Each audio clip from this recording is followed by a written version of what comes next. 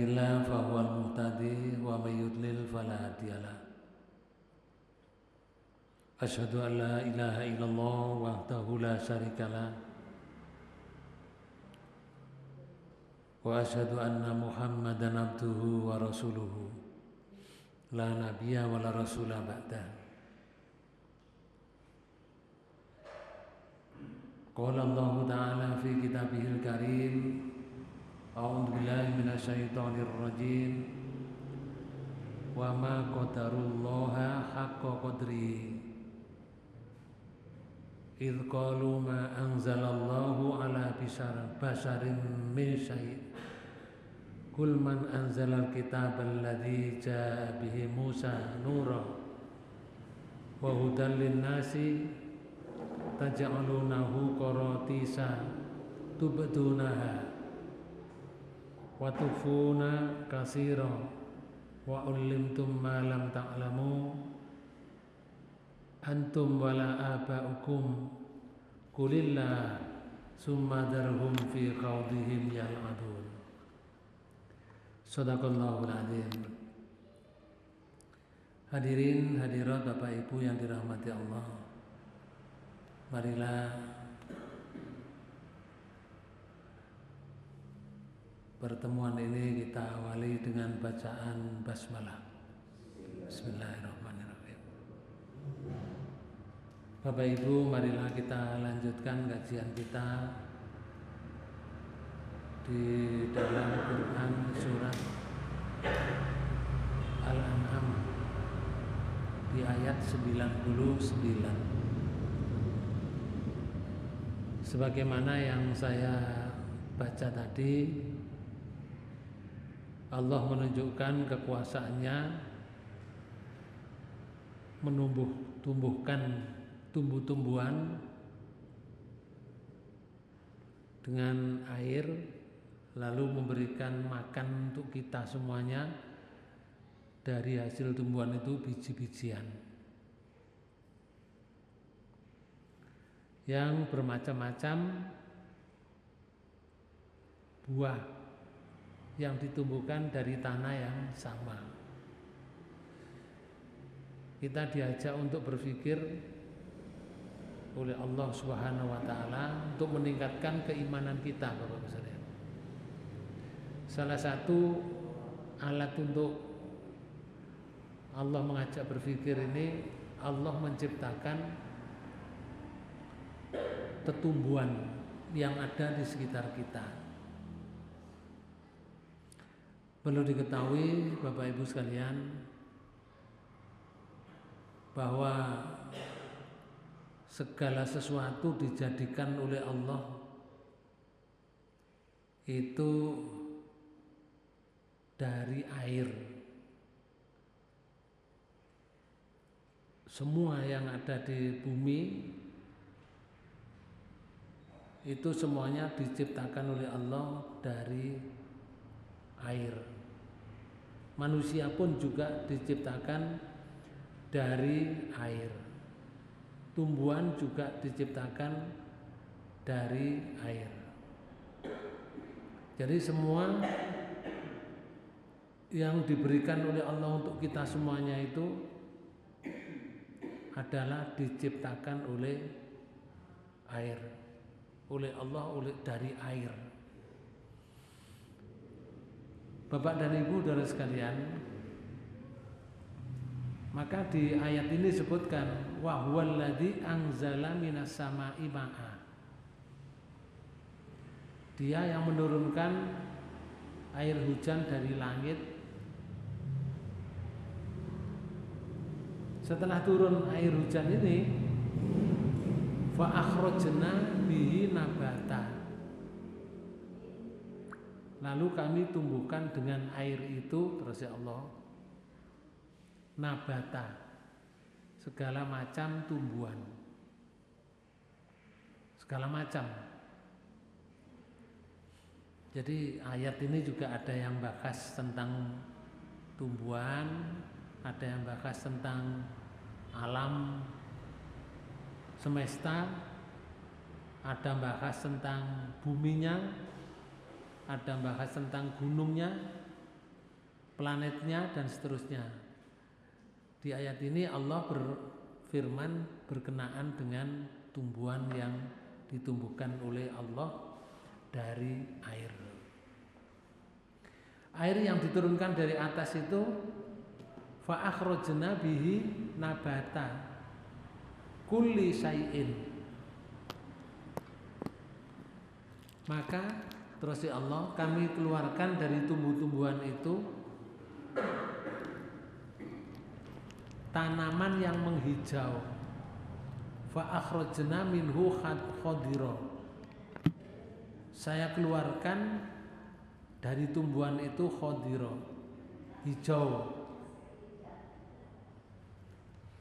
Jadi kalau ada tumbuhan hijau itu ada ayatnya, Pak. Godongnya kok hijau? Ya ini ayatnya. Allah mengeluarkan tumbuhan yang dari tanah diberi air itu khadira, menjadi daunnya hijau. Nukhriju minhu habba. Lalu kami keluarkan darinya habba. Habban itu biji-bijian. Kami keluarkan dari tanaman menghijau itu butir yang banyak, biji-bijian. Mutarokibah. Salah satu di antaranya yang disebutkan oleh Allah, wa min nakhli, dan dari nakhl, kurma, min tol'iha kinwanun, yang mengurai tangkai-tangkai yang menjulai, dan kebun-kebun anggur, wadaniyatun wajannatin min a'nabin wazaitun. Ada kebun anggur, dikeluarkan juga zaitun, waruman, dan dikeluarkan juga ruman. Ruman itu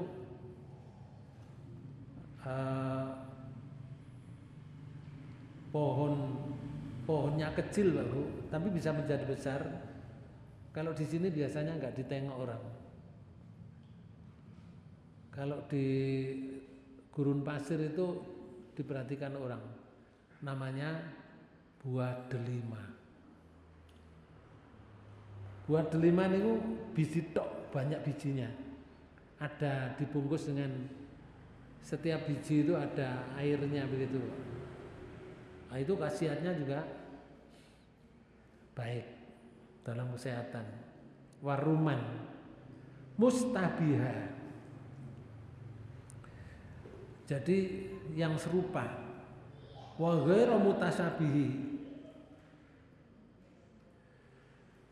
yang serupa dan yang tidak serupa. Jadi ono sing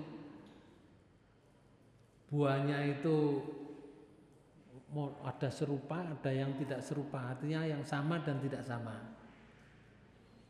Allah menyatakan ini, unduru ila samarihi ida asmaroh. Perhatikanlah buahnya di waktu pohonnya berbuah. Ida asmaro. Wayan ihi, dan perhatikan pula kematangannya. Ketika pohon yang berbiji itu keluar bijinya, mulai dari biji sampai matang itu suruh bandingkan, Bapak. Suruh bandingkan. Kalau di sini contoh ya, kalau kita panen atau punya pohon mangga, itu ketika kita mengambil buahnya mangga itu, awal kita ambil, rasanya tidak manis, banyak kecutnya, asam, rasa asam. Kadang-kadang kecutnya lebih banyak mendominasi. Tapi begitu dibiarkan,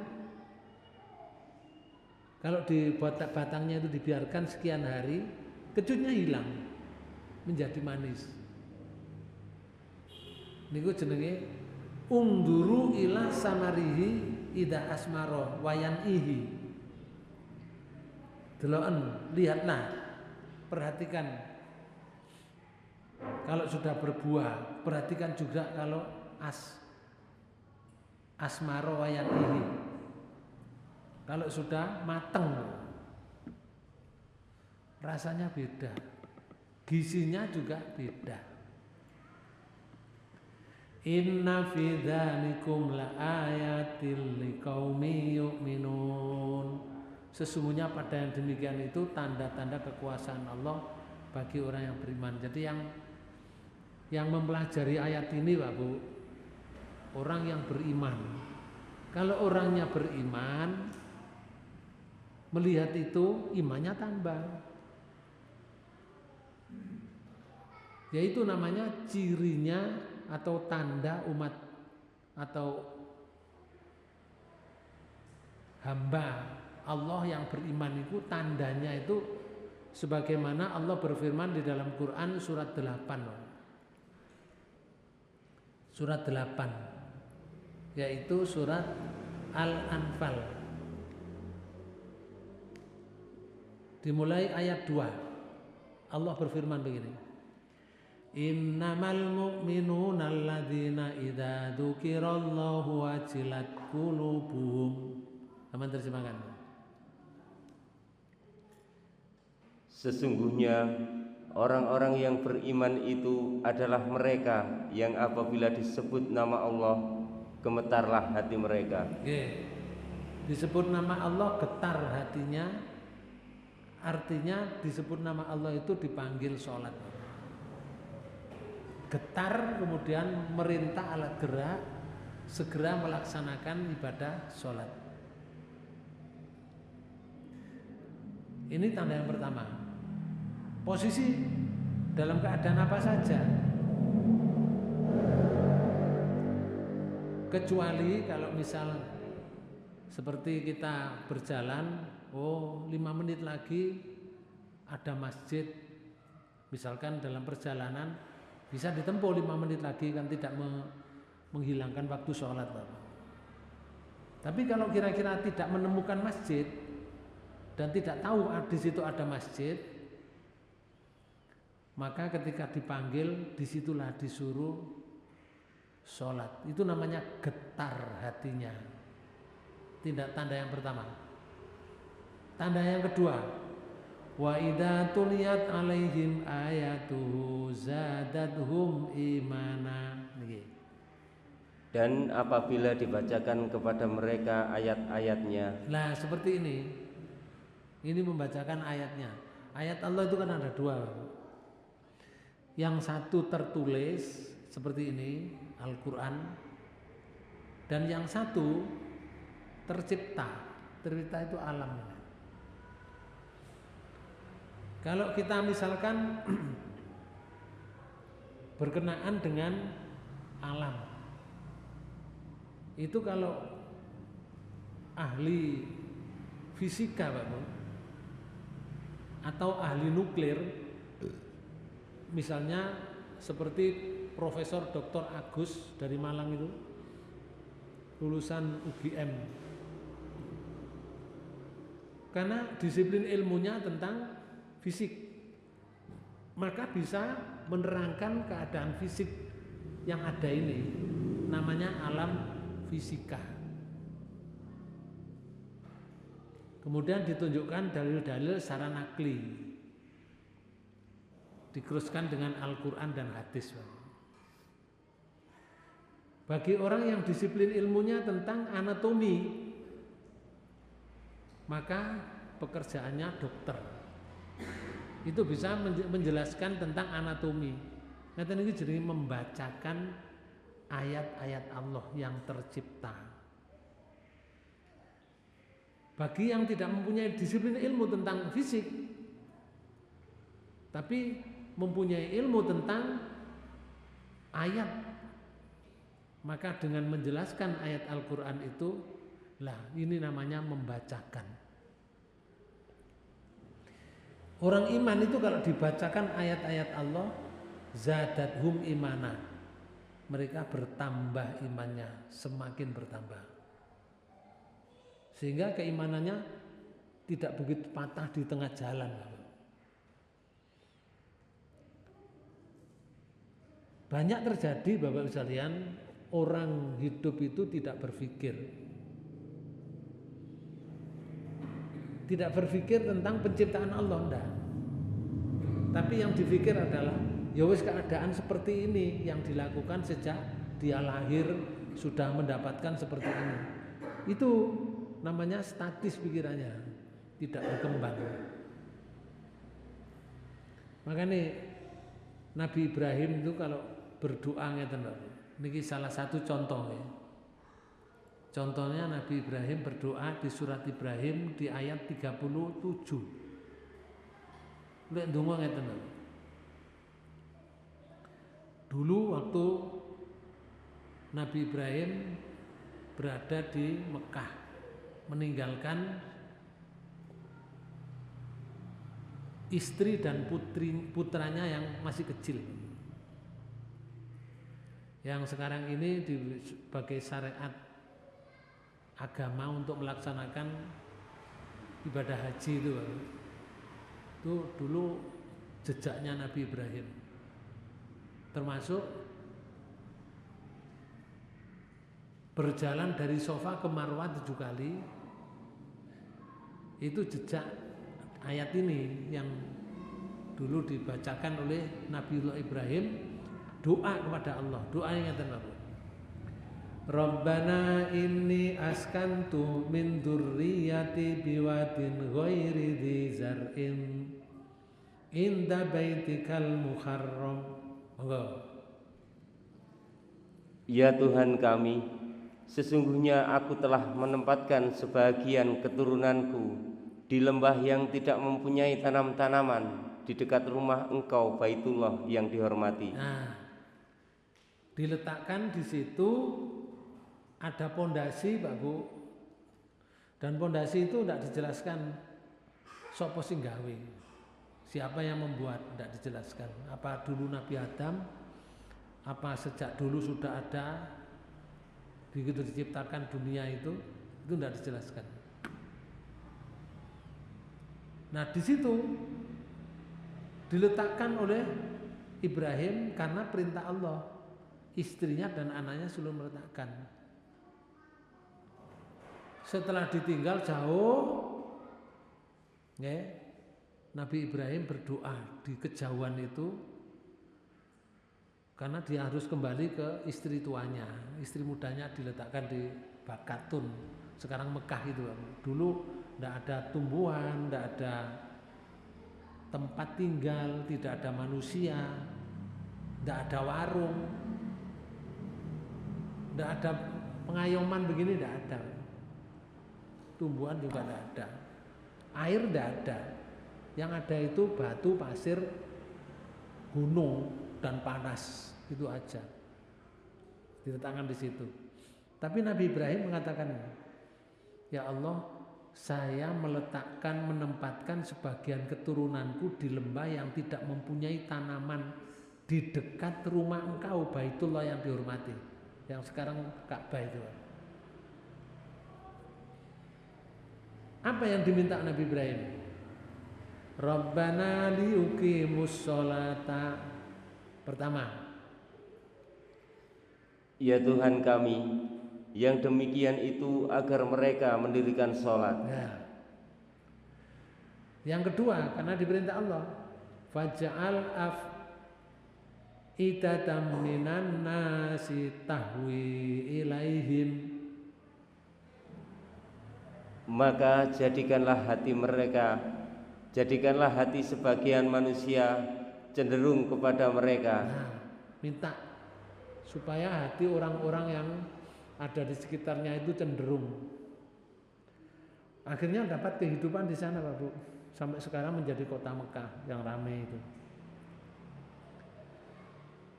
Terus permintaan yang terakhir di ayat ini disebutkan ini. Warzuqhum minas samarati. Monggo. Dan beri rizkilah mereka dari buah-buahan. Nah, minta rezeki buah-buahan. Enggak ada tanaman di sana. Apa tujuannya?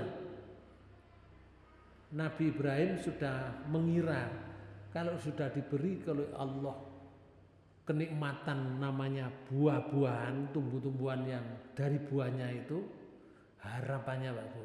Ini pikirannya wong beriman Pak Bu. Harapannya la'allahum yashkurun.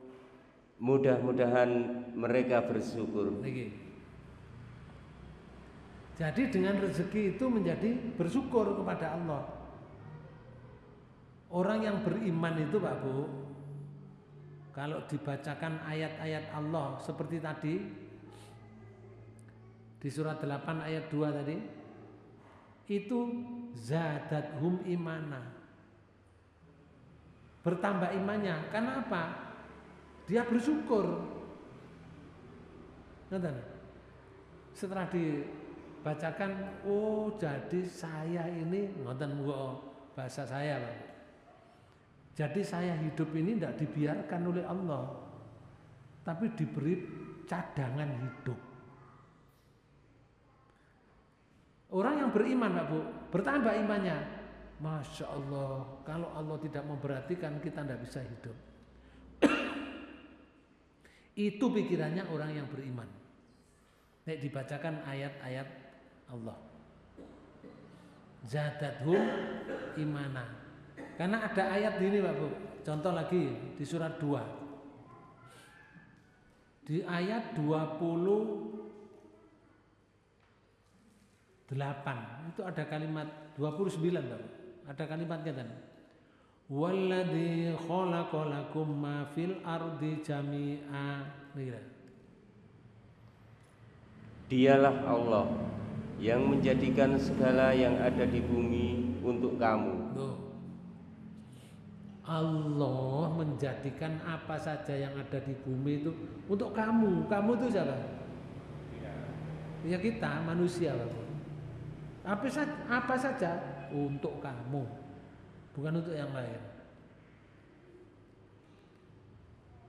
Nah di sini kita merasa diperhatikan oleh Allah. Makanya zadathum imana, bertambah imannya. Ciri yang kedua. Ciri yang ketiga orang yang beriman itu wa ala rabbihim yatawakkalun. Nih. Di surat 8 ayat 2 tadi, Bang. Dan kepada Tuhanlah mereka bertawakal. Bertawakal. Kepada Tuhannya bertawakal.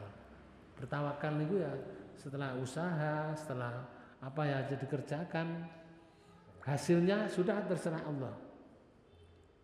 Kalau bahasa kita Pak Bu, bahasa Al-Quran ini muni ngeten. Fa idza faragta fansab wa ila rabbika farghab. Kalau kamu sudah melaksanakan suatu perbuatanmu, sudah selesai perbuatanmu, kamu laksanakan dengan gigih perkasa, sudah selesai, berhasil, jangan mengira di masa depanmu itu terus gak ada masalah. Oh no, makanya Allah menyatakan fa idza faragta fansab. Kalau kamu sudah menyelesaikan tugasmu secara baik, fansab, hadapilah perkara yang baru dengan sungguh-sungguh. Hadapi dengan sungguh-sungguh perkara baru. Hasilnya wa ila rabbika farghab. Dan hanya kepada Tuhan kamu saja kamu farghab, mengharapkan Bapak. Ya ini namanya tawakal. Orang yang tawakal itu di atas segala-galanya, itu namanya. Orang yang tawakal itu di atas ketakwaan, Pak.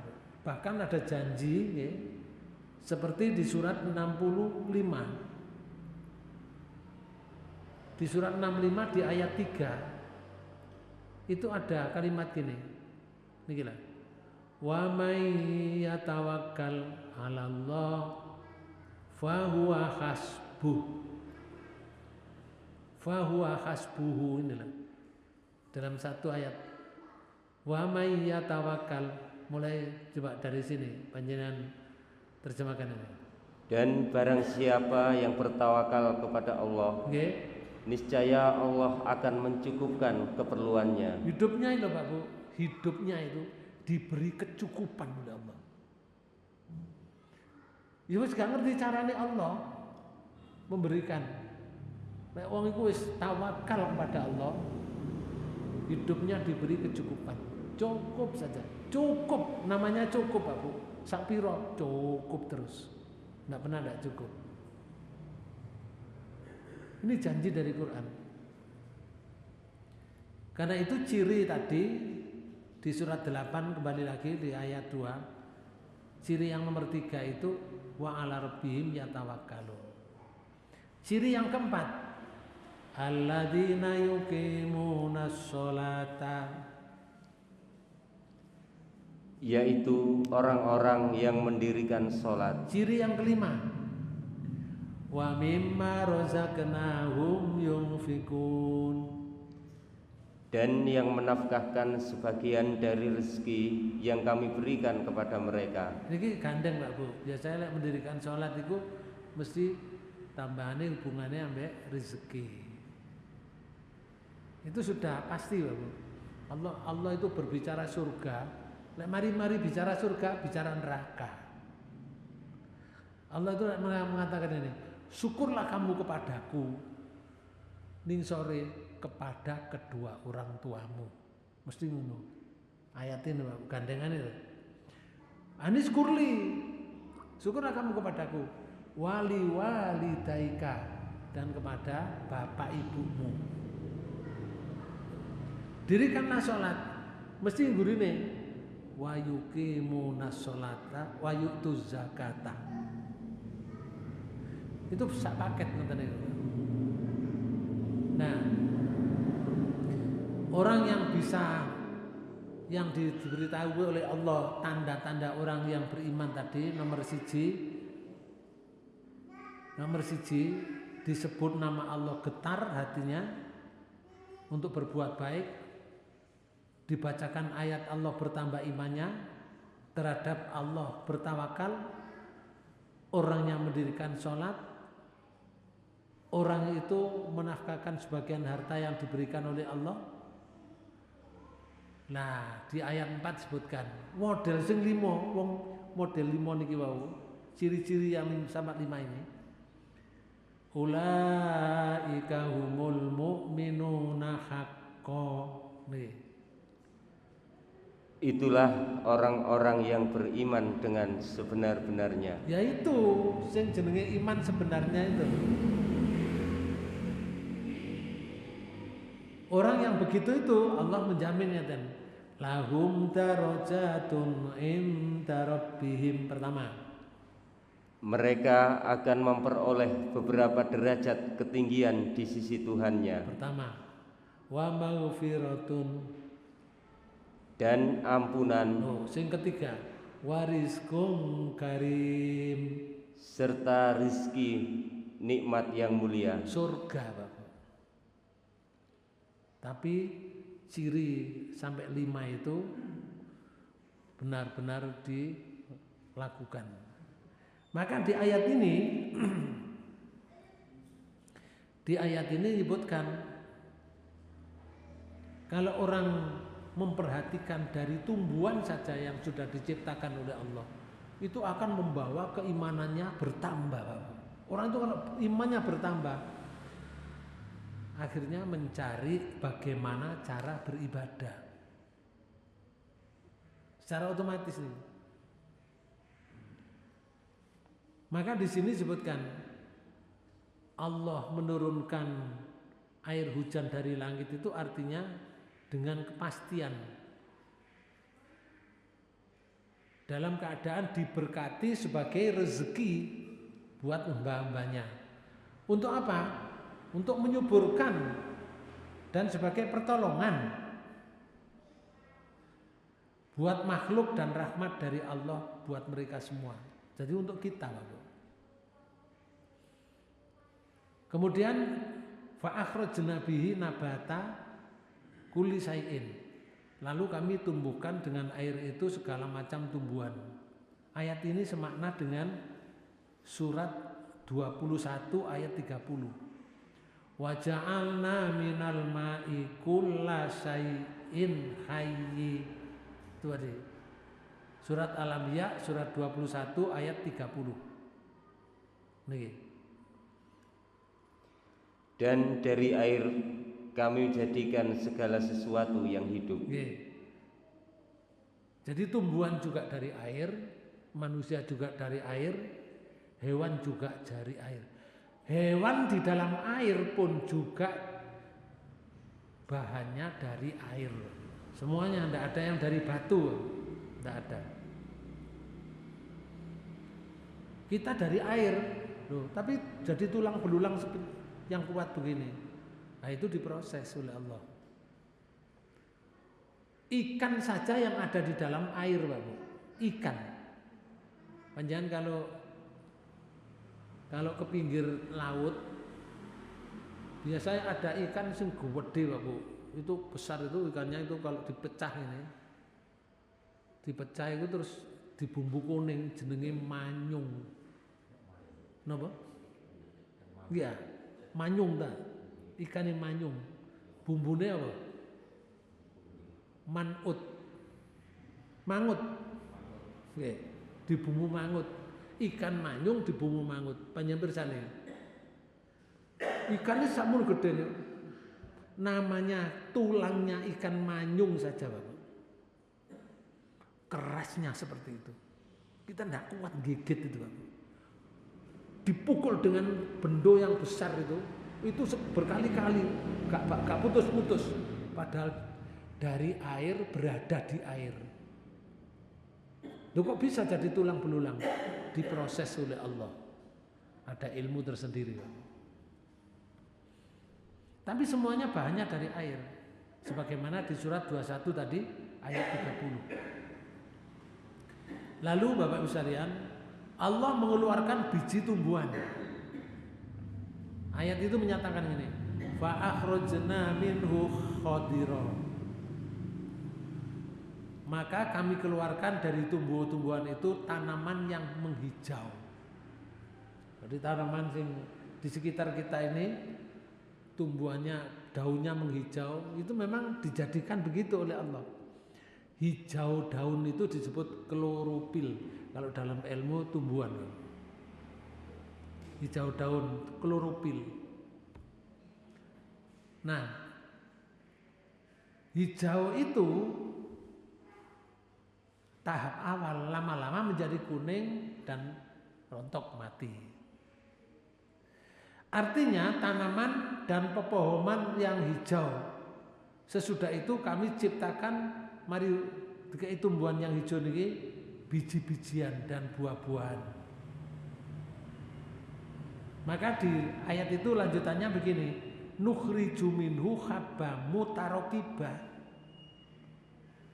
Kami keluarkan dari tanaman itu menghijau, yang menghijau itu butir yang banyak. Butir yang banyak. Artinya sebagian darinya bertumpang tindih dengan sebagian yang lain seperti bulir-bulirnya dan sebagainya tumpang tindih dari butir-butir yang banyak itu. Mutarokibah. Kalau kita misalkan melihat tumbuhan yang menghijau itu kan seperti ini. Hijau. Kalau di sini tidak ada tumbuhan ini, Pak. Atau jarang sekali ada. Ini jenengin apa? Kurma. Tumbuhannya hijau. Kalau sudah berbuah begini, tumpang tindih ini namanya. Mutarokibah dalam ayat tadi, inilah tumpang tindih, numpuk-numpuk, Bapak. Seperti ini, tumpang tindih. Wakeh ini. Ini sekali saja panen sakmene sak besek wisan. Sak ebor. Nggih. Situk tok. Dari hijau ini dikeluarkan jadinya seperti ini. Ndak bisa Pak Bu, awake dhewe ngetokno gak iso. Metu dhewe ya gak iso. Ditokno oleh Allah, dikeluarkan fa'akhrajna, disengaja oleh Allah. Kalimatnya aktif itu. Bukan Allah mengeluarkan, Allah yang mengeluarkan. Jadi dengan air tadi, dengan hijau itu dikeluarkan oleh tumbuhan yang hijau itu. Ya, yang mengeluarkan Allah. Jadi buah-buahan mutarokibah semacam ini. Ada yang modelnya masih belum tua, batangnya pendek. Ada seperti ini, lebat. Orang yang punya, kalau petani Pak Bu, duwe pertanian seperti ini, seneng soalnya akan menghasilkan banyak. Hasil yang banyak ini Allah yang memberi, bukan datang sendiri. Walaupun ada usaha manusia untuk membesarkan dengan cara, yaitu namanya hukum alam. Kemudian ini mutarokibah yang tadi, butirnya yang banyak. Lalu wa min nakhli min tol'iha kinwanun, dan dari mayang kurma mengurai tangkai-tangkai seperti tadi. Kinwanun itu bentuk jamak dari kinwun, artinya tangkai ketandan mayang kurma menjadi banyak tadi, yang seperti ini tadi, tandannya itu menjadi banyak. Maka Bapak Ibu sekalian, daniyatun yang menjulai, maksudnya dekat untuk dipetik karena menjulai dan mudah memetiknya. Semua tumbuhan, termasuk kalau kita punya tumbuhan di sini, mudah dipetik. Kalau di sini tadi berbicara tentang kurma, karena ayat ini turun waktu di Mekah. Kalau turunnya di sini mungkin bicara duren, Pak Bu. Bicaranya apukat dan seterusnya. Dan itu sama tumbuhannya juga. Kemudian sehubungan dengan makna firman ayat tadi, menurut Ibnu Abbas, tangkai-tangkai yang menjulai di surat Al-An'am tadi artinya tangkai yang menjulai ke bawah. Jadi anjlok ini. Bagi pohon kurma yang pendek, sehingga mayangnya yang dipenuhi dengan tangkai buah berada dekat tanah dan mudah dipetik. Kalau itu dekat tanah, kalau agak naik sedikit, digunting cret, jatuh, mudah juga diambil. Nah, kalau tangkai menjulai itu ya gambarannya seperti ini loh. Ini tangkai menjulai yang ke tanah tadi. Gambarannya seperti ini. Kan enggak ke atas ini, tapi gantung. Atau seperti ini. Nih gantung tangkainya. Atau seperti yang sudah dikemas seperti ini. Itu saya senang dengan kurma yang masih begini nih Pak. Masih ada apa? Tangkainya. Itu senang saya dengan kurma ini. Bapak dan Ibu saudara sekalian, sehubungan dengan ini, orang Hijaz itu mengatakan ini, kinwanun tadi, dari kinwun jamak yang cabangnya banyak tadi, itu artinya tangkai-tangkai mayang. Begitu pula halnya yang dikatakan oleh orang Bani Qais. Sehubungan dengan makna lafadz ini, Imru'ul Qais, salah seorang penyair jahiliyah yang ternama di waktu itu mengatakan ini, fa'asad a'alihi wa adat aswaluhu wa mala bikin wanin winal busro ahmaro. Salah satu baitnya Pak Bu, penyair jahiliyah di waktu itu terkenal, pucuk pohonnya berdiri tegak, pucuk pohonnya berdiri tegak, akarnya menghunjam ke tanah kalau yang di tanah, dan mayangnya yang dipenuhi dengan tangkai-tangkai sing menjulang niku wau, menjulai ke bawah, penuh dengan buah kurma yang merah. Itu sebuah syair Pak Bu, karena bukan ayat ini, yang ini bukan ayat, jadi cara menyairkan seperti itu. Bapak dan Ibu saudara sekalian, sedangkan orang Bani Tamim mengatakan bentuk jamaknya adalah kinyan, bukan kinwan. Lek kinyan itu pakai ya. Ibnu Jarir mengatakan bahwa kinwan adalah bentuk jamak dari kinwun, sebagaimana lafadz sinwun atau sinwaden adalah bentuk jamak dari sinwun. Dan ini menurut bahasa saja Pak. Lalu tumbuhan di tanah yang sama beda hasilnya. Tanahnya sama, airnya yang dipakai untuk nyiram sama, tapi beda hasilnya. Di ayat itu disebutkan wajannatim min a'nabin, dan kebun-kebun anggur. Kebun itu berarti ya tanahnya, tanahnya itu ditanami anggur. Artinya kami keluarkan pula dari kebun-kebun anggur itu dua jenis buah-buahan, yakni kurma dan anggur. Kebunnya kebun anggur, tapi metune loro, ono kurma juga ono anggur. Penduduk Hijaz itu termasuk buah-buahan yang paling digemari Pak Bu, anggur dan kurma ini. Dan barangkali keduanya merupakan buah-buahan yang terbaik di dunia. Awake dhewe lho sampai saiki Pak Bu, ambek anggur lho seneng, nggih, karo kurma ya seneng. Kita sendiri loh di sini, karena sudah mendunia ini. Tanahnya sama, tapi munculnya begitu Allah menumbuhkan air yang dari langit tadi, tumbuhnya sudah bermacam-macam, buahnya rasanya juga bermacam-macam. Kalau misalkan seperti ini kebun anggur,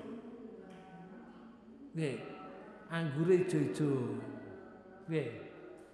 ini kan ya enak, dikeletusi kan ya enak.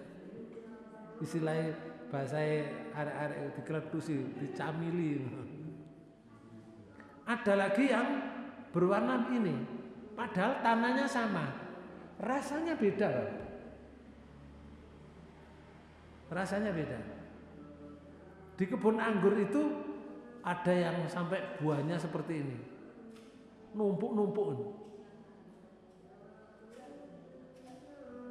Semua gak seneng.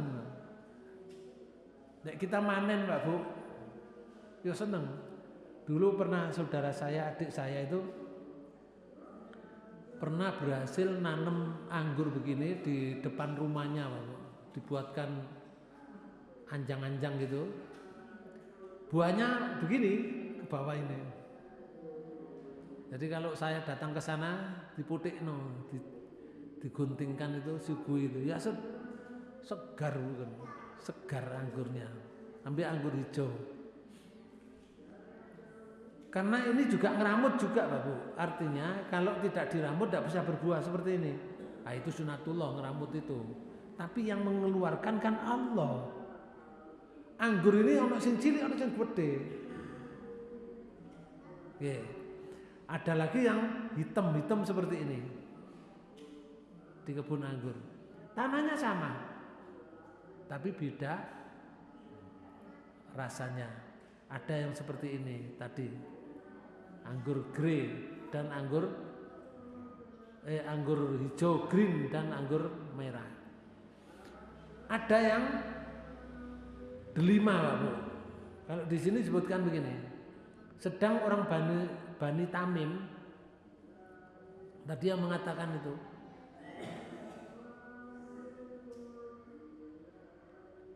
kemudian di surat An-Nahl ayat 67 Allah menyatakan gini, wa min samaratin nakhili wal a'nabil tattakhiduna minhu sakara wa rizqan hasana.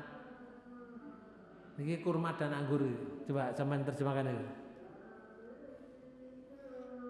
Dan dari buah kurma dan anggur. Nggih, kurma ambek anggur Kalian buat minuman yang memabukkan. Loh, iso tadi minuman mabukkan aku.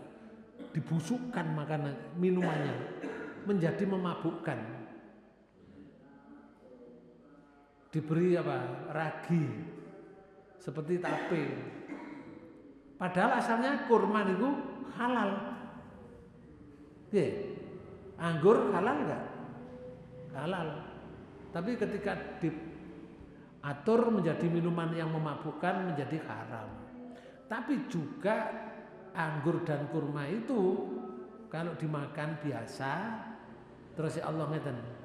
Wariskon hasanah. Dan rezeki yang baik. Nah, rezeki yang baik. Jadi sebelum khomer diharamkan itu ditunjukkan oleh Allah, anggur itu rezeki yang baik, kurma yo rezeki yang baik, tapi kamu olah menjadi minuman yang minuman itu memabukkan. Tergantung orangnya, Pak Bu. Tergantung orangnya. Kalau kita melihat minuman yang dijual di bagian Jawa, bagian timur tapi bagian utara itu banyak pohon yang mengeluarkan air seperti kelapa, tapi bukan kelapa, namanya apa? Apa? Siwalan. Pohon siwalan, kecil-kecil kelapa itu kalau diambil airnya Mbak Bu dari atas itu bisa jadi minuman yang memabukkan, tapi juga minuman halal, tergantung orangnya. Kalau sudah membusuk rusak diminum ya jadi mabuk. Padahal itu asalnya halal. Dibuat gula ya kena, namanya gula siwalan. Dan seterusnya. Di ayat lain juga Allah berfirman, misalnya di dalam Quran surat 36, surat Yasin. Di ayat 34 itu menyebutkan ini. Wa ja'alna fiha jannatin min nakhili wa a'nab. Dan kami jadikan padanya kebun-kebun kurma dan anggur. Oh. Kebun-kebun itu jadi ada kurmanya, ada anggurnya, itu dijadikan oleh Allah seperti itu. Lalu kembali di surat Al-An'am tadi ayat 99. Itu sebutkan ini.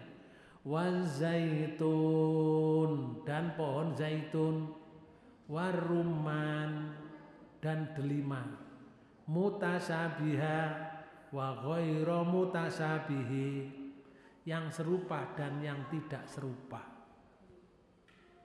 Zaitun itu kalau dipakai minyak jenenge apa? Minyak zaitun. Minyak zaitun itu bisa diminum, bisa untuk pijet, bisa untuk bekam. Minyak zaitun. Manfaatnya apa? Kaya akan asam lemak, tak jenuh tunggal, namanya oleat, yang baik untuk kesehatan jantung. Zaitun membantu menurunkan kolesterol dan tekanan darah. Minyak zaitun kaya antioksidan seperti vitamin E dan polifenol yang melindungi sel dari kerusakan. Vitamin E Kemudian memiliki efek anti-inflamasi yang kuat. Anti-inflamasi. Ini buah zaitun. Manfaat minyak zaitun juga dikaitkan dengan sifat antioksidan dan anti-inflamasi. Itu salah satu, Pak. Jadi Allah menumbuhkan itu tidak sekedar ditumbuhkan, tapi ada manfaatnya untuk orang atau manusia yang disediakan oleh Allah tumbuhan tadi. Lalu yang kedua, delima. Yang serupa dan yang tidak serupa. Delima itu kan begini. Ini pohon delima. Terus buahnya seperti ini. Kemudian pohon delima ini enak ini gak patek. Iya, gak patek laku aku. Nggih. Tapi kalau dijual di pasar mahal juga.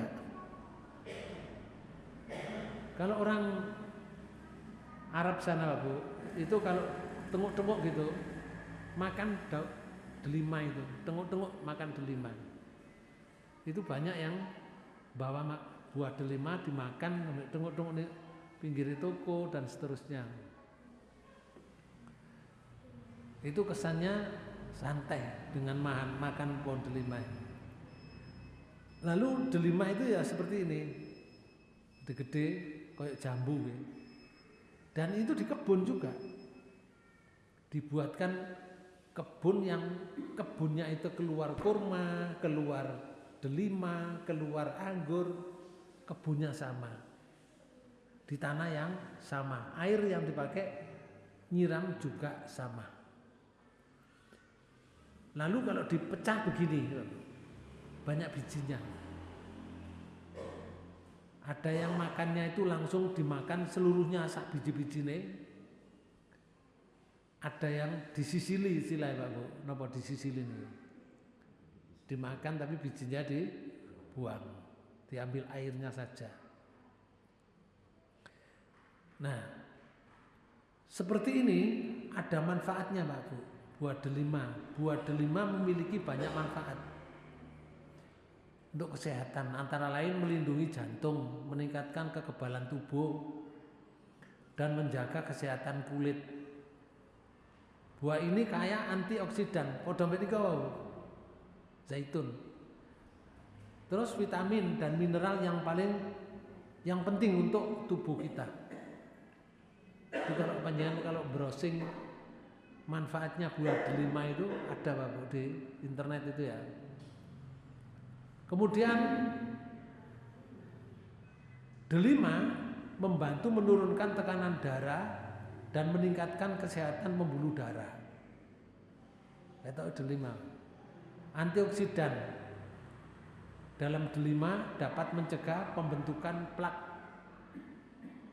di arteri pembuluh darah besar ini Pak Bu, arteri ini. Mengurangi resiko penyakit jantung. Nek mau mengkonsumsi pohon delima, buah delima. Kandungan kalium dalam delima membantu menjaga keseimbangan cairan tubuh dan tekanan darah. Kalium itu kan zat besi. Kita ini dibutuhkan juga zat besi. Kalau tidak ada zat besinya lemes ya. Kemudian yang nomor 4, delima mengandung vitamin C yang berperan penting dalam meningkatkan daya tahan tubuh terhadap infeksi. Lalu yang kelima, antioksidan dalam delima membantu melawan radikal bebas yang dapat merusak sel-sel tubuh dan menyebabkan penyakit. Loh, ini manfaatnya besar. Menjaga kesehatan kulit. Ada vitamin C dalam delima membantu produksi kolagen yang penting untuk menjaga elastisitas dan kesehatan kulit. Kolagen itu juga banyak terdapat di kakinya ayam. Napa jenenge? Ceker. cekere ayam itu. Kakinya ayam itu banyak kolagen. Itu untuk elastisitas, menjaga elastis menjadi elastis gini. Kulitnya, Pak. Gampangane wong-wong lek ngarani. Orang kalau mengatakan gak gampang tuwek. Artinya kulitnya gak gampang kendur. Lek mangan sikile ayam, kakinya ayam. Napa jenenge? Ceker tadi. Ya ketoke gak ono dagingnya memang ya. Banyak kulitnya, tapi banyak kolagennya. Antioksidan dalam delima melindungi kulit dari kerusakan akibat paparan sinar matahari dan polusi juga. Manfaat yang lain banyak Pak Bu. Delima dapat membantu mengontrol gula darah. Delima mengandung serat yang baik untuk pencernaan dan mencegah sembelit. Cuma gini kan jarang. Buah delima juga dapat membantu meningkatkan daya ingat, cerdas untuk kecerdasan, melindungi sel-sel otak yang rusak. Delima juga dapat membantu mengurangi peradangan dalam tubuh. Delima memiliki sifat antimikroba yang dapat membantu melawan infeksi, bakteri dan jamur. Gak gampang jamuran, gak gampang infeksi. Buah delima kaya akan antioksidan yang dapat mencegah penuaan dini loh. Cek sodok nom terus mangan delima akeh sing akeh. Delima dapat membantu mencegah kesehatan ginjal. Ini kalau panjenengan browsing di internet itu disebutkan di situ. Ini delimanya. Terus ada lagi namanya pohon ini, wattini wazaitun,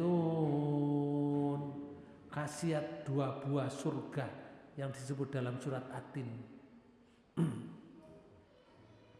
Buah tin itu ngene, lek disigar. Ini zaitun, buah zaitun. Jadi ini zaitun, ini tin, meh podo.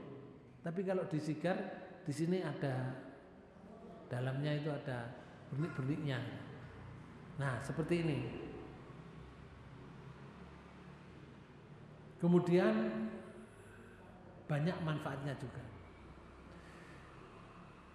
Bapak dan Ibu saudara sekalian, itu salah satu di antaranya yang Allah berikan kepada kita semuanya. Tinggal kita bersyukur bagaimana menghadapi atau memperhatikan ayat yang dimaksud di surat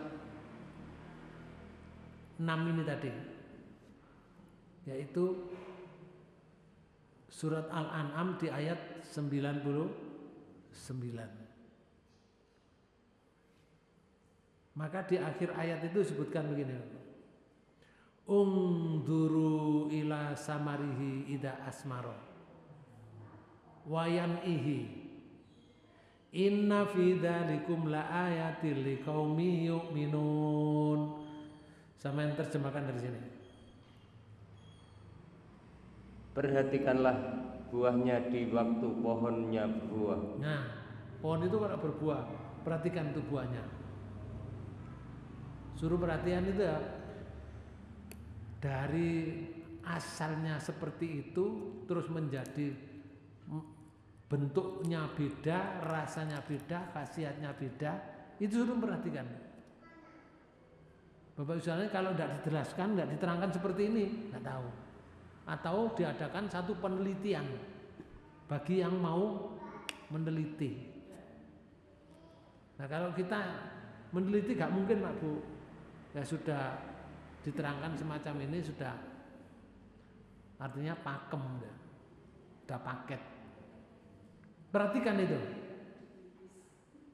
Terus yang kedua, dan perhatikan pula lah kematangannya. Nah kalau sudah matang, coba lihat. Demikian itu ditutup oleh Allah. Sesungguhnya pada yang demikian itu ada tanda-tanda kekuasaan Allah bagi orang-orang yang beriman. Loh, balik lagi Pak Bro. Itu tanda akhirnya ngene. Allah Maha Kuasa. Sing ngomong ngoten wong iman. Yaitu namanya menjadi tanda kekuasaan Allah berkuasa. Tapi sing ngomong wong iman. Tandane wong Allah berkuasa diomong wong iman. Kalau ndak iman ndak bisa mengatakan Allah berkuasa. Dianggap ya bukan biyen awakmu gurung lahir ya buah iki ya wis model ngene. Warnane ya ngene, rasane ya ngene. Kuwi kat biyen mbahmu gurung lahir ya wis ngene. Ngono Pak Bu. Iku sing gak iman. Sing iman diteliti ayat ini. Makanya diajarkan oleh Allah. Jadi Al-Qur'an itu enggak sekedar ditampangkan Pak Bu, disuruh mempelajari supaya kita tahu keadaan. Kalau ayat ini pas, ayat ini membicarakan tentang buah. Allah menurunkan air terus menjadikan buah sekaligus manfaatnya. Terus kita disuruh memperhatikan keluar keimanan kita, semakin tinggi keimanannya kepada Allah. Terus bersyukur, alhamdulillah ya Allah, Engkau telah memberikan seperti ini sehingga saya bisa berbuat yang baik, saya bisa menikmati dari tumbuhan yang sudah berbuah dari Allah ini. Itu harapannya. Namanya bersyukur. Orang bersyukur ya apa? Lek wis oleh. Kalau misalnya tumbuhan itu kemudian kita mengambil hasilnya, nah caranya bersyukur disedekahkan hasilnya Pak Bu. Sebagaimana Allah berfirman di dalam Quran surat 2 di ayat 267. Allah berfirman begini. A'udzubillahi minasyaitonirrajim. Ya ayyuhalladzina amanu anfiqu min thayyibati ma kasabtum wa mimma akhrajna lakum minal ardi wa la tayammamul khabisa minhu tunfiquna wa lastum biakhidhi illa an tumidu fi wa'lamu annallaha ghaniyyun hamid. Ayat 267, monggo. Hai orang-orang yang beriman, nafkahkanlah di jalan Allah sebagian dari hasil usahamu yang baik-baik dan sebagian dari apa yang kami keluarkan dari bumi untuk kamu. Iki lho Pak Bu. Nek nyambut gawe, hasil usahamu nyambut gawe, sebagian panganan, sebagian nafkahkan. Terus yang nomor loro, kalau saya mengeluarkan dari bumi buah-buahan untuk kamu, juga keluarkan ini yang baik-baik dan sebagian apa yang kami keluarkan dari bumi untuk kamu itu hasilnya manfaatkan, bersyukurlah kamu. Tandanya bersyukur disodakokan. Gak dipek dhewe ngoten lho Bu. Panen gedang gawe pengajian ngeten iki bentuk bersyukur. Panen apa maneh digawe sedekah sabilillah niku ngoten jenenge bersyukur. Allah melarang begini. Terus ya Allah ngeten. Dan janganlah kamu memilih yang buruk-buruk lalu kamu nafkahkan daripadanya. Ojo milih sing elek-elek. Kalau kamu bersyukur pada Allah itu lek njok sedekah utawa memberikan kepada orang hasil panen, ojo milih sing elek-elek mbok kena wong, diberikan orang, jangan. Wong kamu sendiri terus ya Allah. Padahal kamu sendiri tidak mau mengambilnya, melainkan dengan memicingkan mata terhadapnya. Oh, kamu sendiri memicingkan mata, jangan diberikan pada orang lain. Nah, itu larangan yang telah disampaikan oleh Allah kalau sudah panen. Ada pertanyaan di sini Pak Bu? Monggo saya beri kesempatan. Barangkali ada yang belum jelas.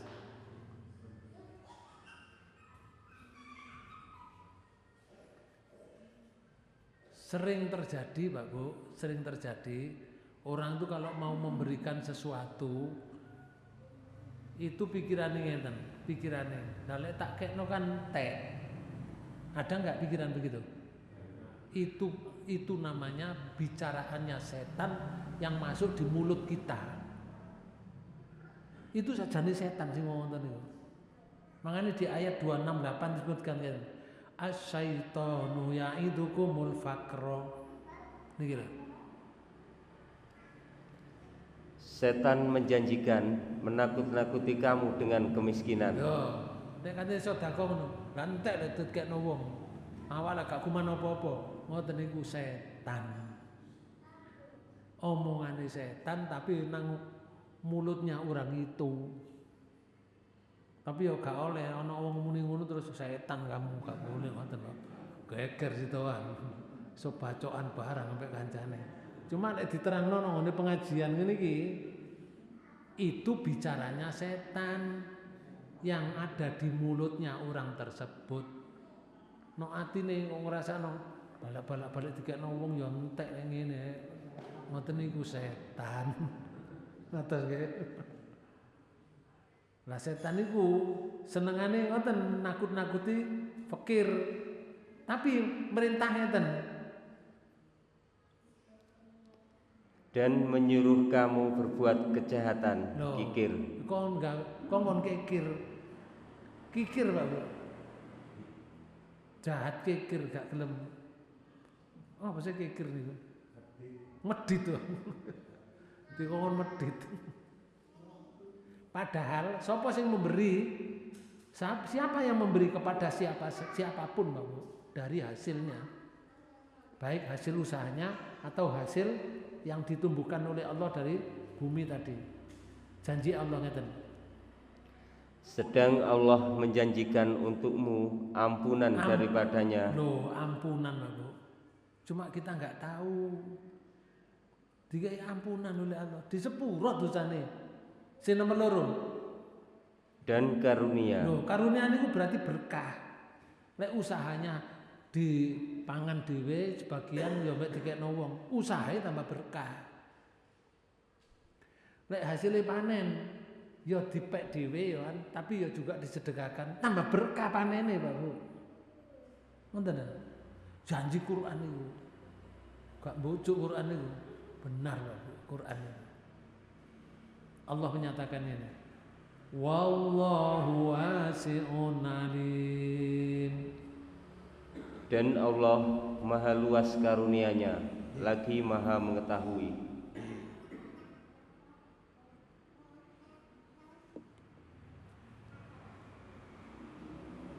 Setengah loro sebenarnya. Oke. No? Oh, oke. Mudah-mudahan pertemuan ini dibarengi hidayah Allah Subhanahu wa taala. Wis gak ana pertanyaan ya? Demikian kita tutup pertemuan ini dengan bacaan hamdalah. Alhamdulillahirabbil alamin. Subhanakallahumma wa bihamdika asyhadu an la ilaha illa anta astaghfiruka wa atubu ilaik.